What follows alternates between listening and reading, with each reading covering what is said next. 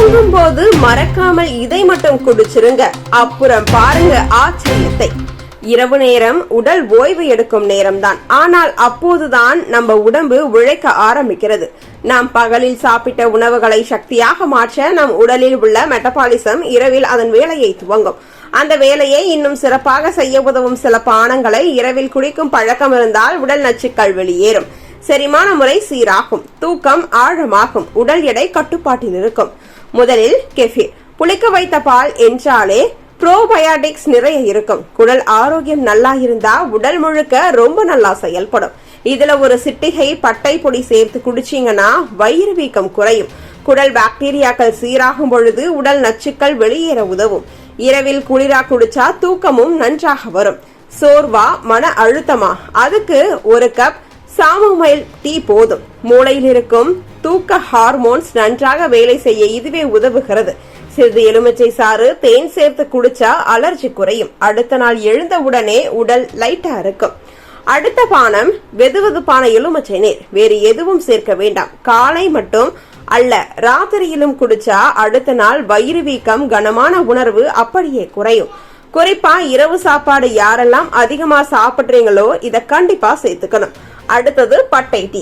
இது ரத்த சர்க்கரை அளவை கட்டுப்படுத்தும். இரவில் சர்க்கரை லெவல் உயர்ந்தாலே காலை தலைபாரம், தூக்கம், உடல் சோர்வு எல்லாம் வரும். பட்டை டீ இதை கட்டுப்படுத்தும். சீனி இல்லாம குடிங்க, அதுதான் முக்கியம். அடுத்தது ஆப்பிள் சிடார் வினிகர். ஒரு ஸ்பூன் வினிகருடன் வெந்நீர் குடிச்சீங்கன்னா செரிமானம் ரொம்ப நன்றாக இருக்கும். பட்டை பொடி கொஞ்சம் சேர்த்தா வயிறு கொழுப்பு குறைக்க உதவும். ஆனால் அளவுக்கு மீறி குடிக்க கூடாது. இஞ்சி டீ என்றாலே உடம்புக்கு உயிரூட்டும் மருந்து மாதிரி.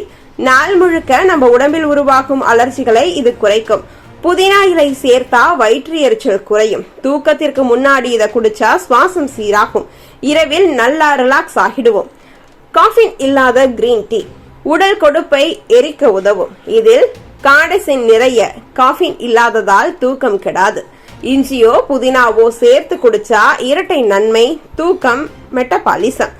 மஞ்சள் பால் ஒரு டம்ளர் குடிச்சா உடல் முழுக்க அலர்ஜி குறையும், ரத்த ஓட்டம் நன்றாக இருக்கும். மிளகு கொஞ்சம் சேர்த்தா மஞ்சளின் சக்தி உடம்பு முழுக்க சரியா சென்று சேரும்.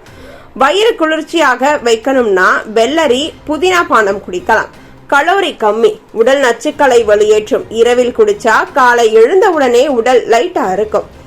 இப்படி படுக்க போறதுக்கு முன்னாடி ஒரு நல்ல பானம் குடிக்கிற பழக்கம் வைத்துக் கொள்ளுங்கள். நம்ம உடல் ராத்திரி முழுக்க ரிப்பர் வேலை செஞ்சிடும். மறுநாள் எழுந்தா உடம்பு லைட்டா, நாள் முழுக்க சுறுசுறுப்பா இருக்கும்.